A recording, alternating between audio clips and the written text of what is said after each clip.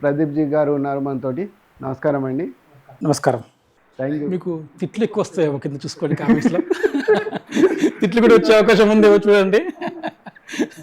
Topic వచ్చేసి ఒంటిల్లు పంచ పరివర్తనలకు హరివిల్లు. పంచ పరివర్తన చేయొచ్చు ఒంటిల నుంచి.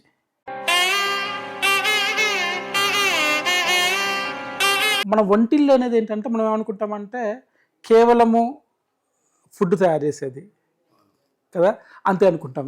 మరి అయితే మనము స్విగ్గీ జొమాటోలో చేసేసుకోవచ్చు, మన సపరేట్గా ఒంటిల్లు అనేది ఎందుకు ఉంది? అసలు ఈ పంచ పరివర్తనం అంటే ఏంటిది ప్రదీప్ జీ? మీరు పంచ అంటే 5, పరివర్తన అంటే ట్రాన్స్ఫర్మేషన్. అందులో ఫస్ట్ మనం ఒంటిల్లు గురించి తెలుసుకున్నాం ప్రదీప్ జీ. సో దాని గురించి కొద్దిగా వివరించగలుగుతారా? సో ముందుగా మనము ఒంటిల్లో ఏమేమి చేయొచ్చు, మనం కట్ చేసేస్తే సమానం అయిపోతుంది. కొంత భాగం తీసి మంగళన్న కోసం ఇస్తారు, పెడతారు. భాగం ఏమో పెదరాశి పెద్ద మొక్కు అట్లా ఏదో ఒకటి ఉంటుంది.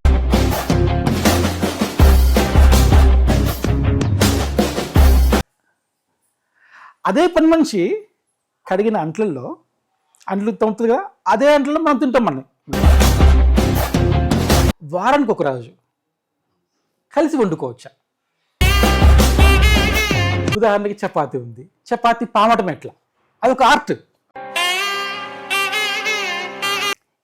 ఆస్ట్రేలియా మ్యాపో ఇండియా మ్యాపో చేయొచ్చు కదా.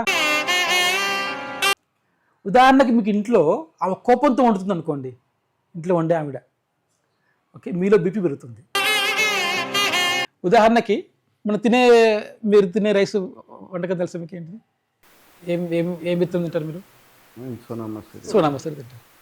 చైనా నుంచి వచ్చింది, చైనా విత్తనం ఇది. మా పిల్లి సాంబా, ఓకే. అంటే ఏంటంటే కొత్తగా పెళ్ళైన అల్లుడికి తినిపించే విత్తనం అది. ఉండేవాళ్ళు కదా. సో ఈ మట్టి కుండలో ఉండడం వల్ల ప్రయోజనాలు ఏంటి? మీకు మట్టి పాత్రలో వండితే దాని టేస్ట్ పెరుగుతుంది, ప్లస్ యాక్చువల్లీ మనం కుండలో వాటర్ తాగడం బెటరా, మినరల్ వాటర్ తాగడం బెటరా, రాగి పాత్రలో తాగడం బెటరా?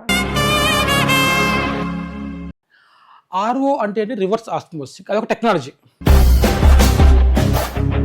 యాక్చువల్లీ పేపర్ని వేస్టేజ్ ఎక్కువ అవుతుందని చెప్పేసి ప్లాస్టిక్ అని పెట్టారు. అవును,